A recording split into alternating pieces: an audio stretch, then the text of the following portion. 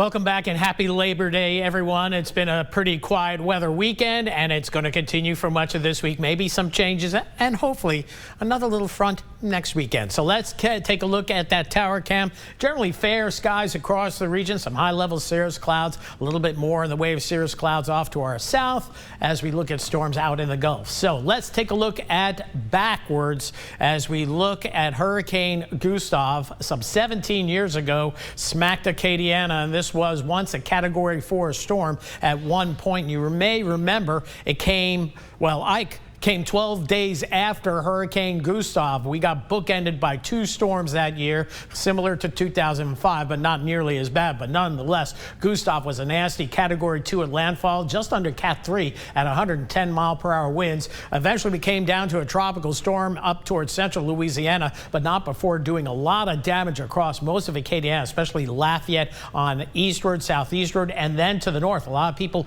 evacuated up here, and that was not a good move. It was just as bad or worse in central Louisiana than it was in Lafayette. And then 12 days later, we had Hurricane Ike on September 12th that we had to deal with that tremendous storm surge. But going back to Gustav, by the numbers, at one point, its peak intensity was 145 in the Gulf of Mexico. Fortunately, made landfall on this night, September 1st. There were 48 Louisiana fatalities and 5 in Acadiana directly from falling trees across the state. But there were 3 fatalities from fallen trees in around the area, 2 from Mamu, fatalities where there was an EF tornado in Mamu. The Plaisance area saw a tornado as the storm was moving in. Then the eye wall, or the remnants of eye wall, went over the same area, and then at 2 a.m. an EF2 tornado hit the same area, destroying some homes and responsible for some fatalities. Gusts up to 77 out at the Lafayette Airport, and the worst damage, as we indicated, northern portions of Acadiana into central Louisiana, and then over toward Baton Rouge, of course. We're just talking about Acadiana.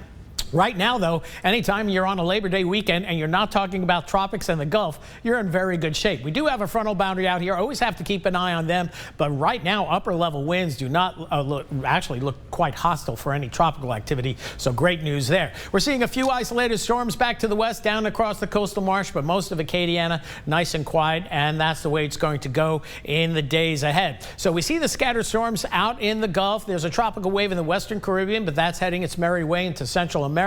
Another tropical wave out here in the mid-Atlantic, and then another tropical wave south of the Cabo Verde Islands. We think this one has certainly got a good chance of development, but we think this one's going to stay an Atlantic system. So right now, I don't see any Gulf threats unless there's a surprise come the second week of September. So any week it combines to September is good news. Busy, though, on the Pacific side. Then you have Tropical Storm Kiko that is looking like it's going to become a hurricane, but it'll eventually weaken before threatening Hawaii. For us, it looks relatively quiet. Again, a pop-up shower or two possible in the afternoon hours. We do much the same as we head into Wednesday and Thursday. In fact, by Thursday, we'll go from rain chances at 5 to 10% down to about 0% for Thursday, and it looks like Friday as well. Tonight, almost comfortable. Upper 60s to near 70 down across the Gulf Coast, lower 70s I-10 corridor, and much the same down across the coastal parishes. So a little bit more comfortable than last night, and not too bad for September. We'll go 72 the low in Lafayette.